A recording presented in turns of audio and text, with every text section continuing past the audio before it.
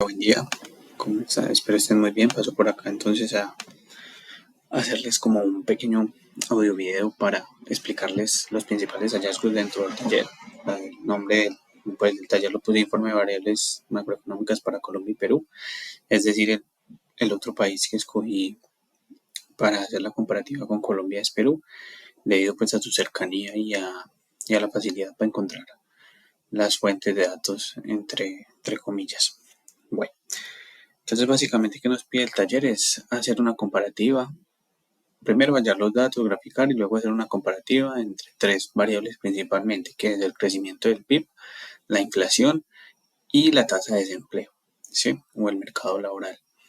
Ahora, ¿qué encontramos en la tasa de crecimiento en Colombia? Básicamente nos damos cuenta que entre 2010 y 2015, o más bien 2014, se tuvo en esos 5 años un crecimiento bueno, superior al 4% casi en todos los años, y con una media alrededor del 4,5%. Es decir, es para las economías emergentes, como se llama la economía, como se suele llamar a la economía colombiana, es un crecimiento de hecho muy bueno, que se ve un poco diezmado con el crecimiento a partir de 2015, 2016, 2017, donde toca su pico más hondo antes de 2020. Ahora bien, ¿por qué se da esto? Básicamente la tasa de crecimiento varía, nos dice cuánto más produjo un país de bienes y servicios de un año a otro. Es decir, de 2015 a 2016 la producción de bienes y servicios dentro de Colombia aumentó un 2,1%. Ahora, el taller nos pide centrarnos en los últimos 3 años. Sin embargo, para un contexto pequeño, en los años anteriores a 2019, se tiene que para 2013, 2014 hubo un boom de los precios del petróleo, lo cual favoreció mucho la economía colombiana y pues de cara a las exportaciones. Sin embargo, para 2016 pasa todo lo contrario. Nosotros somos un país que depende mucho del petróleo, por ejemplo, el petróleo y el café en los bienes que exportamos. Ahora, cuando hay una caída de precios en este, o hay una caída de la producción, o hay una sobreproducción mundial, entonces, una caída de la producción local o hay una sobreproducción mundial, usualmente Colombia pues sufre mucho, ¿sí?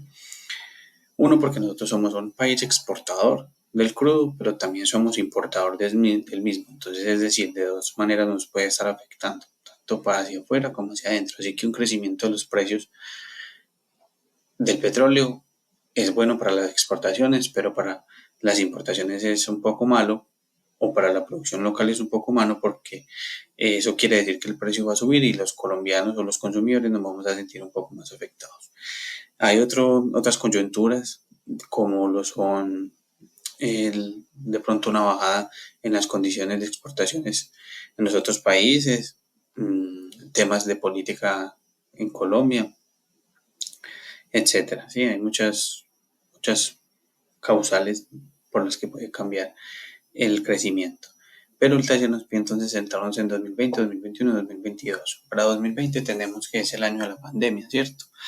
Ese año, ese famoso año donde nos encerraron en las casas y hubo unos confinamientos muy estrictos por parte del gobierno como política, digamos, preventiva para que el virus se expandiera lo más rápido posible. Así que ese confinamiento pues vino acompañado de despidos masivos de trabajadores, suspensiones de contratos, las empresas pararon la producción, el consumo se vino abajo, cayó mucho porque las familias no tenían dinero para consumir, a pesar de que hubo una política de subsidios donde se buscaba que a las personas con menores recursos o las familias con menores recursos se les diera un bono o un dinero como ingreso solidario, una fortificación de familias en acción y de jóvenes en acción, que son los programas insignias del gobierno Duque en su momento para aliviar, digamos, estos problemas económicos que estaba trayendo la pandemia y los confinamientos. Sin embargo, eso pues no impidió que la economía decreciera en un 7% para 2020. Adicional a eso, se le suma como que sectores como el turismo estuvieron totalmente frenados mismamente por por los confinamientos, y el sector, digamos, internacional también se vio gravemente afectado, dado que los aeropuertos cerraron, las vías marítimas cerraron, así que las exportaciones cayeron pues a niveles como hace muchísimos años no caían y eso pues ayudó también a una contracción muy fuerte del PIB. Ahora en 2021 pasa todo lo contrario, ya la economía vuelve a su normalidad, por así decirlo, o más bien las condiciones de vida vuelven a la normalidad, por así decirlo, con la llegada de las vacunas, con el levantamiento de los confinamientos y con la apertura gradual de la economía que se fue dando. Entonces ya hubo un boom, el sector turismo, por ejemplo, tuvo un boom, el sector de producción de bienes y servicios también, y eso llevó a que hubiese un crecimiento del 10.6% para 2021, siendo el más alto al menos de nuestros últimos 15 años. Y eso básicamente contagió la economía de buena manera. Y nosotros básicamente los colombianos que tenemos la posibilidad, pues nos dedicamos a consumir, es decir, a pedir créditos para libre inversión, créditos para compra de inmuebles nuevos, o crédito para compra de carros, etcétera, etcétera, aprovechando pues muchos beneficios que se tenían en su época. También el sector turismo se vio altamente beneficiado, al igual que el de las exportaciones. Ahora en 2022 lo que nos encontramos es con un crecimiento del 7.5%, que igual es muy bueno porque no llega al 10.6, pero mantiene un crecimiento muy alto. Pocas economías pueden crecer de manera continuada a tasas superiores al 5%, de hecho no es normal. Hay un caso reciente, como es el caso de China, que antes de 2018 estaba creciendo a tasas entre el 6 y el 8%, pero pues eso evidentemente nos dimos cuenta que no es sostenible y luego bajó a tasas del 3-4%, que es lo más normal. Y bueno, lo mismo pasa para Colombia. El 2022 en términos generales fue un buen año porque el consumo a nivel mundial estuvo muy bueno. Sin embargo, cada que hay, digamos, una subida del PIB, esto viene acompañado de problemas de inflación normalmente, o de una inflación alta, y digamos, la economía global se está resistiendo a ello, y por eso se espera que para 2023 la tasa de crecimiento de Colombia alcance a ser cifras cercanas al 2%, digamos, llegando a niveles de 2016-2017 o 2018, donde el crecimiento pues fue bajo en comparación con los otros años, pero es lo que se espera según los expertos económicos para este año. Ahora bien, ¿qué pasó con Perú? Perú básicamente tiene un comportamiento muy similar al nuestro. Entre 2010 y 2013 crece a unas tasas muy altas, como les dije, no es una tasa sostenible, y para 2014 y 2015 digamos tiene un bajón, también potenciado por otros sectores que de pronto estaban teniendo problemas en su época, como era por ejemplo el precio del oro. Perú es el país que más oro produce en Latinoamérica, y hacia 2016 hay una leve recuperación, 2015 vuelve a un pequeño bache, y bueno, digamos que esos años creció en media un 3%, lo cual no está mal. Sin embargo, para 2020, aludiendo a todos esos mismos agravantes que tenía la economía colombiana y en general la economía mundial, que son los confinamientos estrictos por el COVID y, y la pérdida de trabajos y demás, pues entonces nos encontramos con un decrecimiento de un poco más del 11%, incluso muy superior al decrecimiento nuestro, que fue del 7%. Básicamente explicado porque Perú es un país que depende mucho de sus exportaciones, de su consumo interno y del turismo, ¿sí? Lugares como Cusco, Arequipa, eh,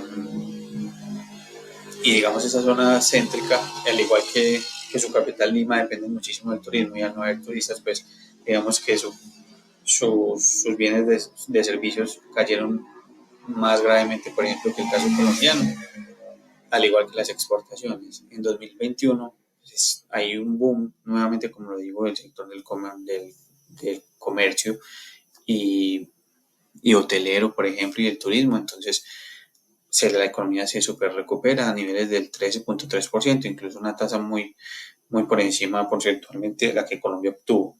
Sin embargo, para 2022 ya hay un estimado de un 2.7% de crecimiento, lo cual es muchísimo más bajo que nuestro 7.5%. Esto se da principalmente, o se explica principalmente porque el país ha estado inmerso en problemas políticos con cambios de presidentes, estallido social, protestas, etcétera, despidos, caídas en la producción que conllevaron a que finalmente pues se estimaron una producción del 2.7%, no tanto por factores, digamos, internos a no, o externos más bien, no tanto por factores externos de pronto porque la demanda global haya caído, por el contrario vimos como que se ha mantenido muy buena, como en el caso colombiano el 7.5%, pero digamos de estos agravantes que no son como tan aledaños a la economía, sino más bien de carácter político, interfieren desde luego en la economía y eso hace que el crecimiento pues estuvo muy bajo. Para 2023 se espera un crecimiento incluso por debajo, al igual que en el caso colombiano. Ahora bien, como les mencionaba, la inflación eh, básicamente afecta de cierta manera el crecimiento de la economía. Y hay que verlo desde dos perspectivas. Cuando una economía viene de una crisis, normalmente lo que se espera es que tenga unas tasas de crecimiento acelerado, como nosotros lo vimos en los casos anteriores, en estos casos pues, de Colombia y Perú. Sin embargo, cuando la economía, digamos, crece a ritmo más lento, pero la inflación lo sigue haciendo a un ritmo acelerado, ahí es donde viene el problema. ¿Por qué? Porque los gobiernos se quieren centrar en que la inflación no crezca, porque es el deber ser. Los problemas inflacionarios ya pues, son un poco pesados para la economía, ya vamos a ver por qué.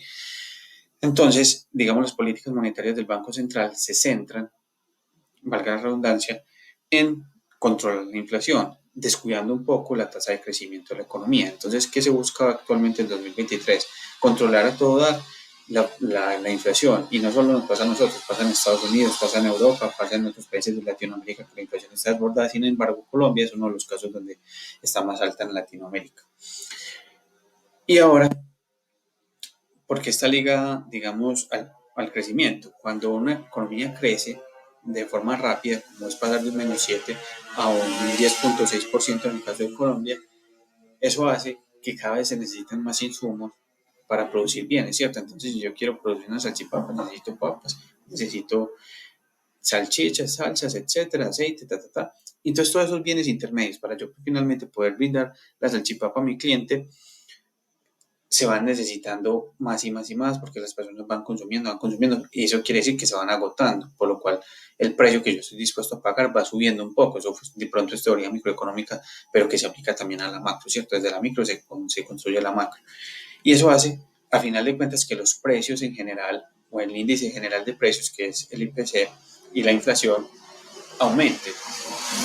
Y al aumentar esto, quiere decir que cada vez van a ser más costosas las cosas y por ende para los colombianos cada vez va a tener, para los colombianos y para cualquier economía, los consumidores van a tener menos renta disponible, o más bien los ingresos les van a alcanzar para menos, y eso por eso es importante que se controle, dado que los cambios salariales o los aumentos salariales se dan año a año, es decir, en diciembre se negocia lo que se va a aumentar en enero para todo el año. Sin embargo, durante ese año ya se han experimentado esos efectos inflacionarios, por lo cual el aumento en los salarios viene más bien a contrarrestar los efectos que se vieron durante el año en corriente. Entonces, por ejemplo, la inflación cerró en 13% en 2022, pero el aumento de ese año de los salarios había estado en torno al 6% para los que ganan más de un mínimo y 10% para los que ganaban un mínimo, ¿cierto? Y si ustedes ven la tasa de inflación, entonces estuvo por encima de, del aumento, lo cual se traduce básicamente en que los colombianos o los peruanos también tienen una capacidad de compra inferior, afectando la economía desde luego y afectando el crecimiento de la economía. Por eso es importante mantener la inflación a raya. Ahora bien, sabiendo esto, ¿qué nos dice el Banco de la República? Hombre, yo fijo los límites superiores e inferiores para la inflación en un 4 y 2% respectivamente. A mí no me gustaría que la inflación sea superior al 4%, pero tampoco me gustaría que sea inferior al 2%. ¿Y qué nos damos cuenta? Que de 2010 a 2015 y de 2018 a 2021, en el principio de 2021, pues la inflación se comportó entre ese rango, lo cual es decir, un muy buen indicador porque se mantuvo controlada, con excepción del periodo entre 2015 y 2017, donde estuvo un poco por encima, teniendo un pico en 2016 de casi el 10%, pero pues rápidamente se logró con políticas monetarias contractivas controlar. Sin embargo, para 2021 vemos pues que en 2020 la inflación incluso estuvo por debajo de la meta y esto también estuvo, digamos, tuvo su razón de ser porque como la economía, digamos, se contrajo tanto, normalmente los precios, a medida que la economía se contrae, también la inflación tiende a no subir. Y eso pues se dio. Los precios tienden a estar estables o incluso a caer un poco. Sin embargo, cuando ya se hubo esa reapertura y digamos el mundo volvió a tratar de ser el mismo que antes, el capitalismo otra vez, nos damos cuenta que empezó a crecer, a crecer, a crecer y hasta ahora no ha tenido un crecimiento sostenido con excepción de esta pequeña brecha, pero ha sido un crecimiento largo, sostenido y en paralelo, es decir, no es una curva suavizada como que vaya creciendo lentamente, y luego, como por ejemplo acá tiene una senda de crecimiento, pero de manera lenta, no, acá es de manera súper rápida, por lo que se vuelve preocupante. Y básicamente eso es lo que se busca controlar con esta subida de tasas de interés de intervención que hace el Banco de la República pues, constantemente, y es que si se suben las tasas, los colombianos van a querer demandar menos créditos, por lo menos va a haber un menor, por lo tanto, se estima va a haber un menor consumo y eso va a hacer que el PIB, por ende, también se vea reducido en cuanto a su crecimiento. Esa es, digamos, la consecuencia que hay que pagar si queremos mantener una inflación a raya cuando esta está desbordada. Hasta ahora, digamos, la política monetaria contractiva que ha implementado el Banco de la República ha logrado controlar de cierta manera el crecimiento más rápido de la inflación, pero no ha sido lo suficientemente eficiente para empezar a bajar. Ahora, ¿qué pasa con Perú? No es un caso ajeno al nuestro. Tenía medias de inflación en torno al 4%, lo cual es un buen indicador. Incluso para enero de 2018 estuvo cercana al 1%. Cuando yo les hablo de esta inflación, de pronto se me olvidó pasarlo, esto es inflación mensual anual, es decir, yo mido noviembre de 2021 con respecto a noviembre de 2022, ¿sí? Para medir el cambio de un año a otro. Es decir, se mide mensual, pero con respecto al año anterior, al mismo mes del año anterior. Y acá vemos entonces que para enero de 2018 hubo incluso crecimientos casi de la inflación, casi del 0%, pero lo más normal en estos años es que se mantuviera sobre el 3 a 4%. Siempre ha sido un poco, digamos, fluctuante, pero nunca superando el 5%, con excepción de a partir de 2021, que ya se llega a tasas del 9, casi el 9, un poco más del 9%, pero que por lo visto en estos últimos meses tendió a estabilizarse en un 8.5% aproximadamente. Es mejor que nuestra situación, porque nuestra situación, la inflación ya va sobre un 13%, es decir, esta inflación está mucho más controlada que la nuestra.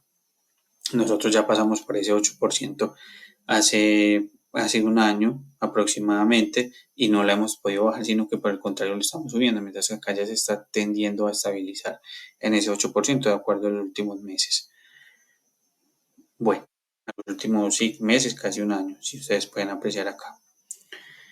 Así que en ese sentido, pues Perú ha tenido un mejor comportamiento en temas inflacionarios que nuestro país. Como parte final del taller, nos piden hallar la tasa de los indicadores de desempleo, más bien los indicadores del mercado laboral de Colombia y de Perú. En el caso colombiano nos piden graficar la tasa real de participación, la tasa de ocupación y la tasa de desempleo. Básicamente nosotros encontramos con una tasa global de participación, es decir, de aquellas personas que están interesadas en buscar trabajo, de niveles del 70% y bajando hacia 2019. Para el 2021 tratar de recuperarse una vez un poco, ¿cierto? Pasada la pandemia. Lo bueno de cuando hay crecimientos altos o rápidos es que eso también viene acompañado de un aumento en la tasa de ocupación, como se puede ver acá. Pero ¿qué pasó entonces en 2020? En 2020 cuando la inflación, cuando digamos la pandemia está en su auge y los confinamientos son más estrictos, se llegó a tener una tasa de desempleo del 20% y una tasa de ocupación que rozó el 40%, digamos no visto en los últimos 12 años, en los últimos 10 años de 2019 hacia atrás.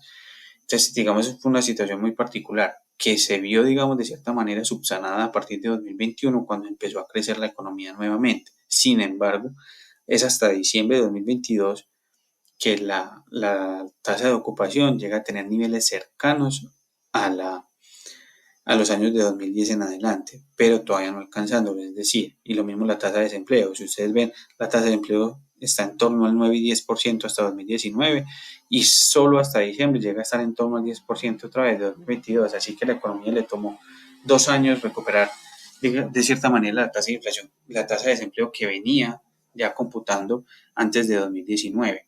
Así que la transición del mercado laboral es más lento que la transición del PIB.